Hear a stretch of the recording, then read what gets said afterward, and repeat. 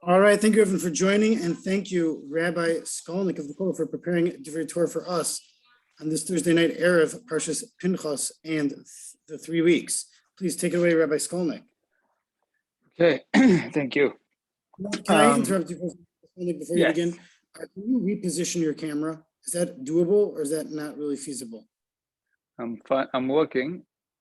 You want it like lower down like this? No, the other way Or you around. want it more like that? Yeah. Let me see. Or Let's even see. higher up than that.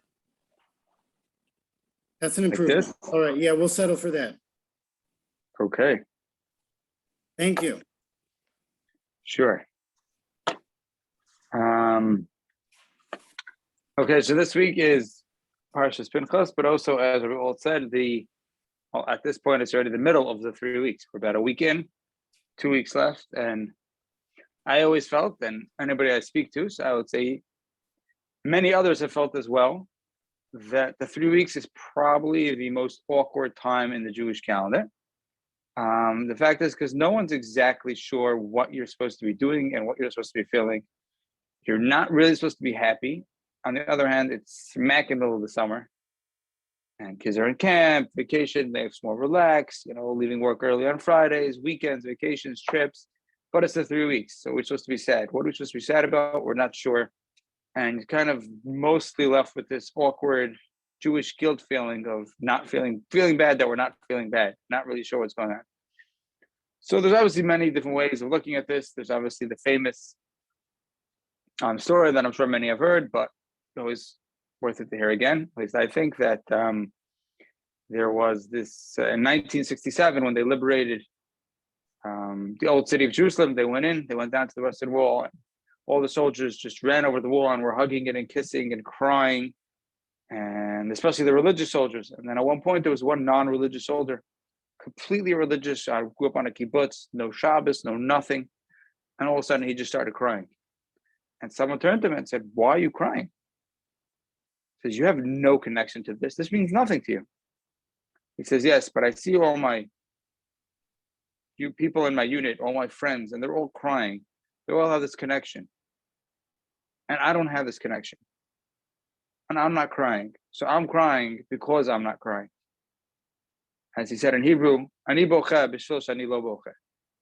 I'm crying because I know that I'm missing so much. So obviously, many times on some level, we could have this feeling during the 3 weeks, especially gets closer to Tisha B'Av, where like we don't feel bad. And maybe in a way that is the worst feeling at all, to not even feel a connection.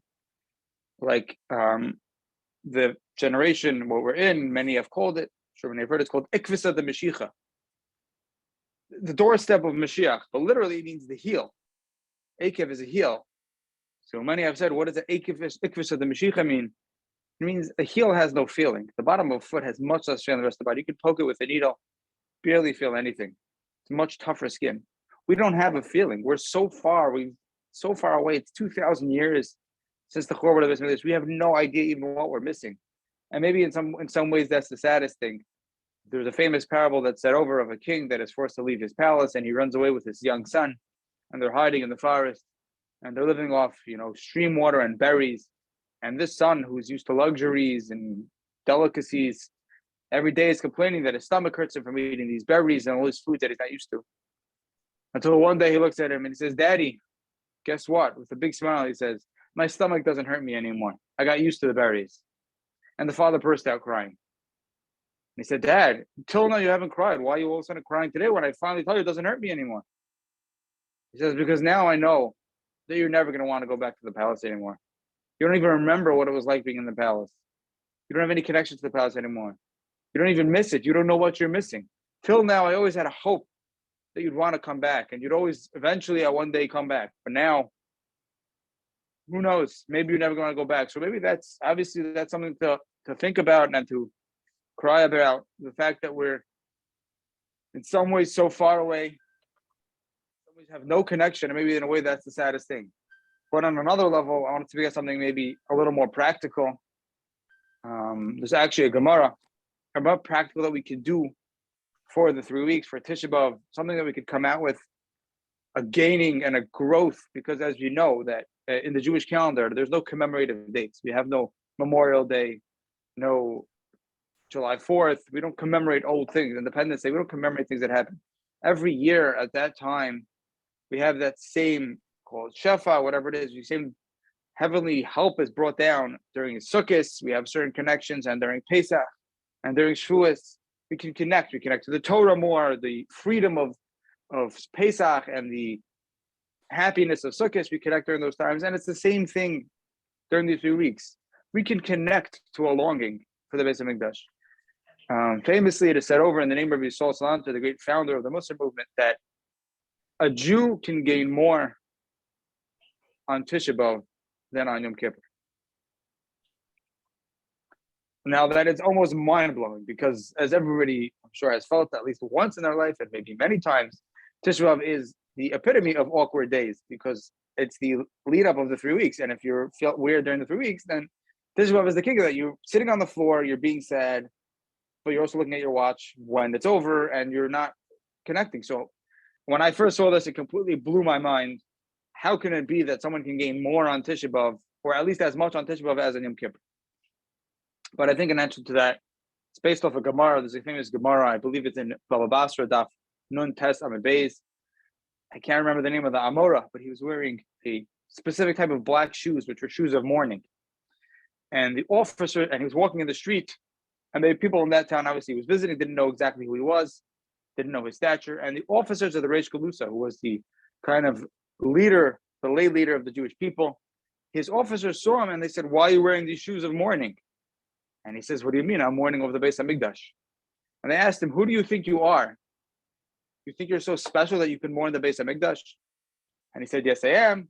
I'm very special. I'm a chashiv amora. I'm a rabbi." And they said, "Oh yeah, prove it to us." He said, "Okay." And they went back and forth with questions until they realized that yes, he is somebody chashiv and he can mourn the Beis Hamikdash. Now that whole conversation is mind-boggling because if you saw somebody putting on tefillin, you're not going to go say, "Who do you think you are putting on tefillin? Do you think you're special that you can wear tefillin?" You say, "Great, unbelievable, you're doing a mitzvah, you're davening, you're wearing tefillin." So somebody's mourning the Beis Hamikdash, you're going to say, "Who do you think you are? You're special." Of course, we should all mourn the Beis Hamikdash. Isn't that one of the questions they ask us when we get up to Shemayim is Tzipisa Yeshua, which is, to me, probably the scariest question. Have you longed for the redemption? And I don't have a very good answer for that as of now. And I hope we have many more years to work on that. But so why were they saying, "Who do you think you are to mourn the Beis Hamikdash?" So I heard an answer. I saw an answer written from the Sifsei Chaim, Reb Chaim Friedlander, the lead Talmud of the great Rabbi Yo Dessler, the Mechtav Malyo. He says, what were the two main parts of the Chorban Beis Hamikdash? What did we lose during the Chorban? So there was twofold. What did the Beis Hamikdash bring us today? One was the ability for a Jew to always feel connected. If somebody did an Avera, he brought a carbon. Now, what is a carbon? A carbon it's not some magic wand that you wave and, oh, your sin's forgiven. It's not a free ticket. If you think it's hard now to get forgiveness, you think it was so much different then, they could just wave their wand and get it. You brought a carbon.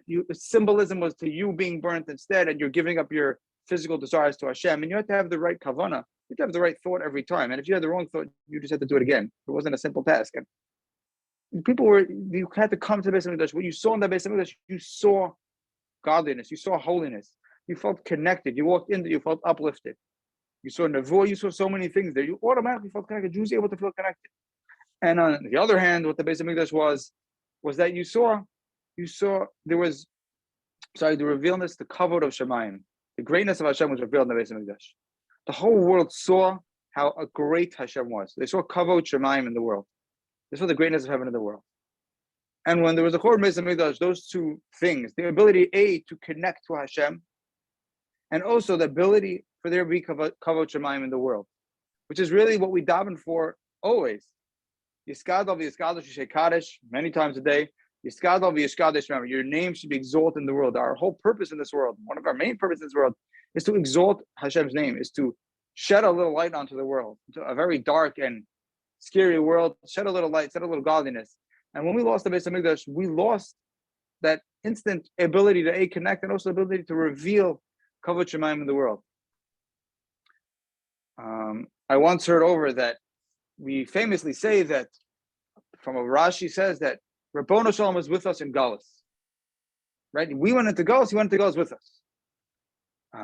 So there are many different ways to understand this. What does it mean he's in Galus? One understanding I heard was you think that we're in Gullus and he's in Gullus with us? It's exactly the opposite. Because how long do we live for? 70, 80 years, 100 years. How big is our pain? Very finite, very limited. Rabbanu Shalom, God is infinite. His pain of without the basic, with being in Gullus, of having his people, his light not being able to shine and fill the world, is infinite. So his pain is infinitely greater than our pain. It's not the fact that we're in Gullus, he's in Gullus with us. We're in Gullus with him, but he is infinitely more in pain than we are, in Gullus than we are. Obviously, it's hard to understand exactly what that pain means, but just to understand that concept that whatever we're feeling, it's infinitely greater on the Rabbanu Shalom scale. So what happened was in that Gemara, the Sifsei Chaim says, what they asked that Amora was, who do you think you are to mourn the Beis Hamikdash? Have you tried with all your might to connect to the Rabbanu Shalom? And that you're mourning that lack of ability to connect? On a daily basis, have you felt a desire that I want to get close to Hashem, and I'm davening well, and I'm working on my davening, and I'm working on my learning, and I'm working on doing mitzvos, and I'm working on my thinking about Hashem and Shivisi Hashem, and trying to bring light into this world, and I just feel so sad that I just can't connect more? Have you worked your best to bring Hashem into this world? Have you davened every day for Kavod Shemaim? Have you said Yiskadav Yiskadash, that Hashem's name should be exalted in this world? Have you said that Re'ei Navi and Yenu, we say in Shemon Esrei, Ugalena, and you should redeem us Lama'an Shemecha, for your name, not for us. Your pain is much greater, and you should reveal for your name, so that your name should be exalted in this world. Have you davened for that, so that you should feel, so that you should be misabel on the Beis Hamikdash? Have you ever had a feeling that I wish I could have a stronger connection? I wish I could do the most. I wish I could just, I'm trying my hardest now, and I still can't feel that connection strong enough. I do my utmost to bring out Kavod Shemayim in this world. I do my utmost to reveal godliness in this world. And I just feel that it's lacking, that even with my best efforts, it's just so short. We're just still so far. And that's what they're asking this Amora. You think you're chashiv enough to be misabel, to mourn the Beis Hamikdash? You think you're special enough? Do you try to connect to Rabbanu Shalom on a daily basis? Do you try to bring down, to reveal the holiness, real godliness in this world, which is really the job of every Jew in their daily lives, whether they're working, whether they're learning, whatever they're doing? Do you on a daily basis even think once a day about what it means that we're far away, that we can't have a real, deep, meaningful spiritual connection on a daily basis constantly?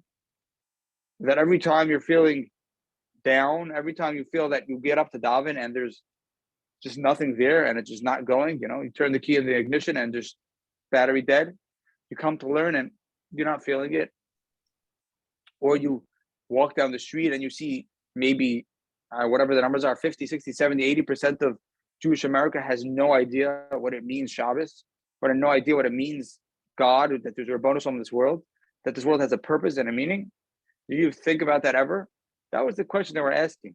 Do you ever think about that, what we're lacking in this world, the connection that we're missing? And I think in a way that is a very, maybe for me and hope for you too, a very positive, uplifting idea, that there's something concrete we can do. Let's work on that longing to further connection. We can work on that longing, and that's why it's said over, or Dester says over as well, that really Tisha B'Av, that the Jewish calendar is a circle. There's no beginning and there's no end. It's circular, because Tisha B'Av creates a longing, and that longing leads right into El. We know El, right? The famous, the king is coming out to greet us. You're longing for that connection, and El is when you make that connection. Without the longing of Tisha B'Av, without the longing of the 3 weeks, without realizing how much we're missing in our connection, without that realizing that we have to do our steps and then he's going to come meet us, realizing that we have many steps that we could do to get a real feeling. That's because, and then when you build that longing, that leads into an El where you can really connect to Rabbanu Shalom. But if we just wake up, obviously later on, later, it's just, I don't feel that connection. You have to build that longing for something. As you know, with mostly anything in life, it's when you build a longing for something, that's how much you can connect to it. So maybe during these 3 weeks, instead of just trying to figure out Am I sad? What am I supposed to be sad about? What does it mean to have a korban? What does it mean to have a loss? Next time you daven, next time you're learning, think about how much more special your davening and your learning would be if there was a Beis Hamikdash, and how much our connection with Rebbeinu Shalom is, and how many times we try to connect and that doesn't work, and how many times you walk down the street and you wish that there just could be more holiness in this world and more godliness in this world, and you could be able to feel the Rebbeinu Shalom wherever and whenever you want, and through that we could have a little longing for the Beis Hamikdash. And like it says, whoever longs for the Beis Hamikdash will be zocheh to see it rebuilt. And if you look at the wording, is Kol Hamas Abel Yisraelim Zocheh Beroa, and he will said he will see it rebuilt. But if the wording says he will see it rebuilt now, I don't remember the exact words. Yeah, Zocheh Beroa b'simchasa. He will see its simcha. What does that mean? So I've heard from many people that he will see the simcha right now. When you long for the Beis Hamikdash, your connection to the Rebbeinu Shalom, when you long for that connection, when you long for that revealing of godliness in this world, you're going to feel much more connected the next morning. You're going to feel so much more connected to the Rebbeinu Shalom. You'll see the simcha exponentially more in the future, but that right away you'll feel a deeper and bigger connection. And may all be zocheh to soon that this year's Tisha B'Av will be a Yom Tov, the greatest Yom Tov, with the Binyan make this from here B'Yameinu. Amen. Thank you very much, Rabbi Skolnik. Very meaningful for the 3 weeks. Thank you everyone for joining. I wish you all a meaningful 3 weeks and a wonderful Shabbos. Have a good Shabbos. Good Shabbos.